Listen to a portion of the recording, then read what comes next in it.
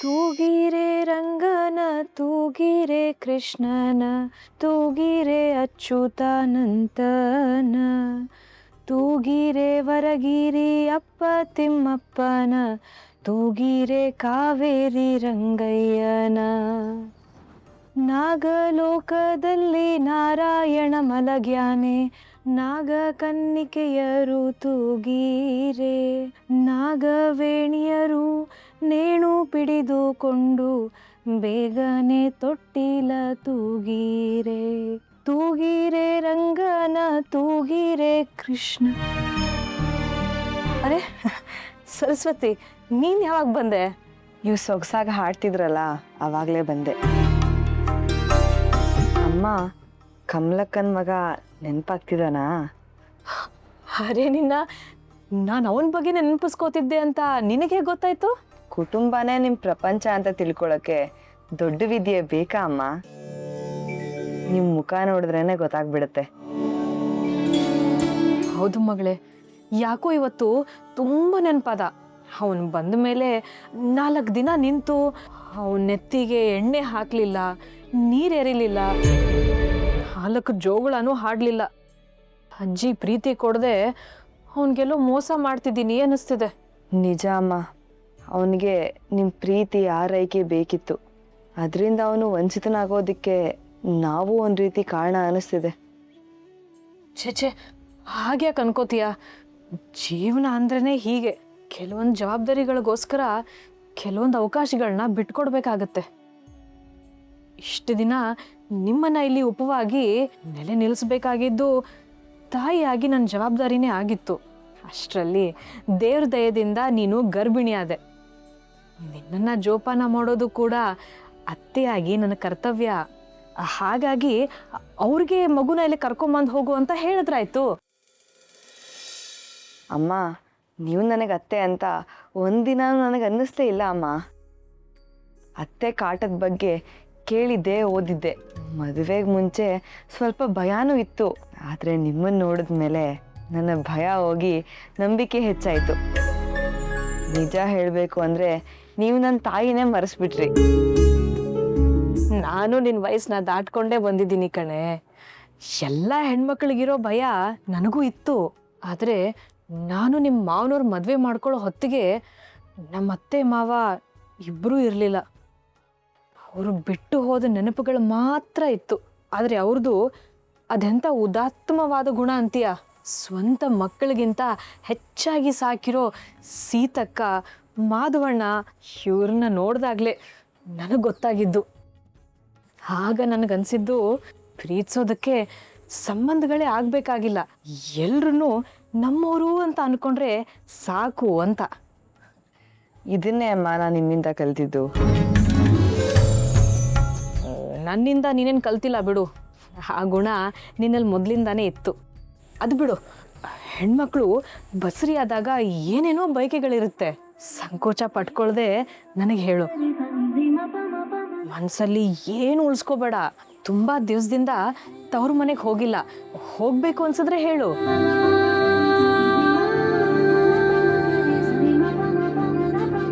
ನೋಡು, ತವ್ರ ಮನೆ ಅಂದ ತಕ್ಷಣ ನಿನ್ನ ಕಣ್ಣಲ್ಲಿ ನೀರು ಬಂತು.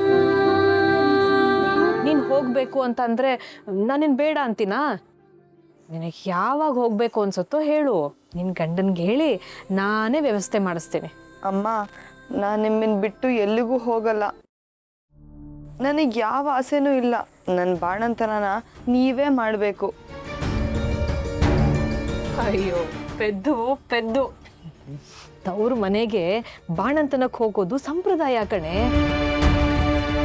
ಇರೋ ಒಬ್ಬ ಮಗಳು ಅವಳು ಬಾಣಂತನ ಮಾಡಬೇಕು, ಮೊಮ್ಮಗುನ ಆಟಾಡಿಸ್ಬೇಕು ಅಂತ ನಿಮ್ಮ ಅಪ್ಪ ಅಮ್ಮಂಗೆ ಆಸೆ ಇರಲ್ವಾ?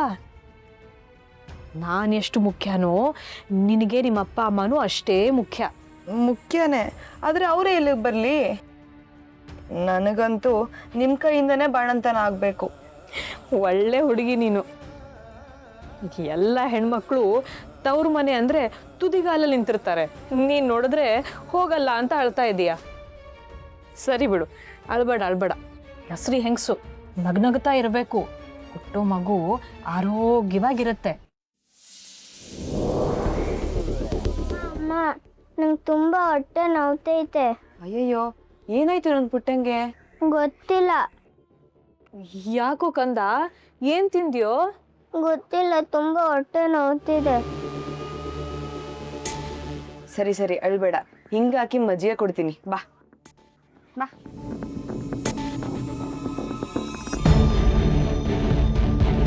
ತೂಗಿರೆ ರಂಗನ ತೂಗಿರೆ ಕೃಷ್ಣನ ತೂಗಿರೆ ಅಚ್ಯುತಾನಂತನ.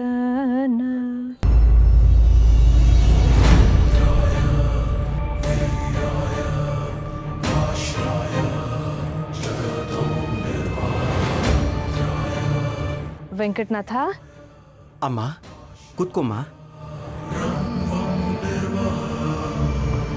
ನಿನಗೆ ಓದೋದು, ಮಕ್ಳಿಗೆ ಪಾಠ ಹೇಳ್ಕೊಡೋದು ಇವೆರಡು ಬಿಟ್ರೆ ಬೇರೆ ಏನು ನೆನಪಿರಲ್ಲ ಅಲ್ವಾ? ಯಾಕಮ್ಮ, ಏನಾದರೂ ಮರ್ತನೇನು? ಅಲ್ಲಪ್ಪ, ಹೆಂಡತಿ ಗರ್ಭಿಣಿ ಅಂದ ತಕ್ಷಣ ಒಂದು 4 ಮಾವಿನಕಾಯಿ ತಂದು ಕೊಟ್ಬಿಟ್ರೆ ಜವಾಬ್ದಾರಿ ಮುಗೀತು ಅನ್ಕೊಂಡ್ಬಿಟ್ಯಾ? ವಿಷಯನ ಅವ್ರ ತಂದೆ ತಾಯಿಗೆ ಮುಟ್ಸ್ಬೇಕು, ನಿಮ್ಮ ಅಣ್ಣ ಅತ್ತಿಗೆಗೆ ಹೇಳಬೇಕು, ವೆಂಕು ಅಳಿಯಂದ್ರಿಗೆ ಹೇಳಬೇಕು, ಅವರೆಲ್ಲ ಬಂದು ನೋಡೋದು ಬೇಡವೇ? ಅದಕ್ಕೆ ನನ್ನ ತಮ್ಮ ನಾಳೆನೇ ವಾಮನಾಚಾರ್ಯರನ್ನ ಕಳಿಸಿದ್ರೆ 2 ಕಡೆ ಸುದ್ದಿ ಕೊಟ್ಟು ಬರ್ತಾರೆ. ಅಷ್ಟೇ ಅಲ್ಲಪ್ಪ, ಮಲ್ಲಿಗೆ ಮುಡ್ಸೋ ಶಾಸ್ತ್ರ ಆಗಬೇಕು, ಪುಂಸವನ ಆಗಬೇಕು, ಸೀಮಂತ ಆಗಬೇಕು. ಎಲ್ಲವೂ ಒಂದ್ರಿಂದ ಒಂದು ಬರ್ತಾನೇ ಇರುತ್ತೆ. ನೀನು ಸರಸ್ವತಿ ಜೊತೆ ಆ ಬಗ್ಗೆ ಮಾತಾಡ್ತಾನೆ ಇರಬೇಕು. ಒಬ್ಬ ಹೆಣ್ಣು ಗರ್ಭಿಣಿ ಆಗೋದು ಎಷ್ಟು ಮುಖ್ಯನೋ, ಗಂಡ ಆದೋನು ಅವಳ ಬಗ್ಗೆ ಎಷ್ಟು ಕಾಳಜಿ ತೋರಿಸ್ತಾನೆ ಅನ್ನೋದು ಅಷ್ಟೇ ಮುಖ್ಯ. ಅದರಿಂದ ಹೆಂಡತಿ ಸಂತೋಷ ಪಡ್ತಾಳೆ. ಅವಳು ಸಂತೋಷ ಪಟ್ಟಷ್ಟು ಮಗು ಆರೋಗ್ಯವಾಗಿ ಚುರುಕಾಗಿ ಬೆಳೆಯುತ್ತೆ. ಯಾಕಮ್ಮ, ಸರಸ್ವತಿ ಏನಾದರೂ ನನ್ನ ಬಗ್ಗೆ ಬೇಸರ ಮಾಡ್ಕೊಂಡ್ಲಾ? ಛೇ, ನಿನ್ನ ಮೇಲೆ ಜೀವನೇ ಇಟ್ಕೊಂಡಿದೆ ಆ ಹುಡುಗಿ. ಬೇಸರ ಯಾಕೋ? ಒಬ್ಬ ತಾಯಿಯಾಗಿ ನಿನಗೆ ಜವಾಬ್ದಾರಿ ಹೇಳ್ದೆ ಅಷ್ಟೆ. ಯಾಕಂದ್ರೆ ನಿನಗೂ ಇವೆಲ್ಲ ಗೊತ್ತಾಗ್ಬೇಕಲ್ವೇ? ಸರಿಮ್ಮ, ಅದೇನೋ ಅಂತ ಹೇಳು, ಎಲ್ಲ ವ್ಯವಸ್ಥೆ ಮಾಡ್ತೀನಿ. ಆಚಾರ್ಯರೇ, ಮಕ್ಕಳೆಲ್ಲ ಹೊಟ್ಟೆ ನೋವು ಅಂತ ಒದ್ದಾಡ್ತಿದ್ದಾರೆ. ಅಮ್ಮವರು ನಿಮ್ಮನ್ನು ಕರ್ಕೊಂಬರಕ್ಕೆ ಹೇಳಿದ್ರು. ಏನಾಯ್ತು? ಏನು ಅಂತ ಗೊತ್ತಿಲ್ಲ ಆಚಾರ್ಯರೇ. ಅಯ್ಯೋ, ಆ ಮಗು ಬಂದು ಹೊಟ್ಟೆ ನೋವು ಅಂದಾಗ ವಾಯು ಪ್ರಕೋಪ ಅಂತ ಅನ್ಕೊಂಡೆ. ಎಲ್ಲ ಮಕ್ಳಿಗೂ ಹೊಟ್ಟೆ ನೋವು ಅಂದ್ರೆ ಊಟದಲ್ಲಿ ಏನೋ ವ್ಯತ್ಯಾಸ ಆಗಿರ್ಬೇಕು. ನಡಿ ನೋಡೋಣ.